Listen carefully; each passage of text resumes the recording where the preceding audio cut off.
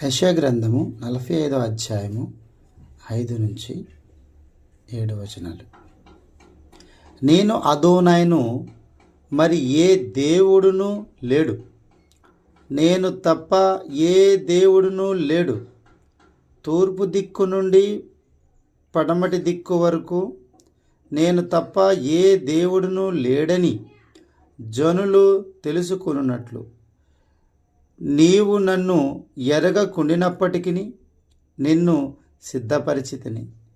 అదోనైను నేనే, నేను తప్ప మరి ఏ దేవుడును లేడు. నేను వెలుగును సృజించువాడును, అంధకారమును కలుగ చేయువాడును, సమాధానకర్తను, కీడును కలుగు చేయువాడను. నేనే అదోనైను అను, నేనే వీటన్నిటినీ కలుగు చేయువాడును అని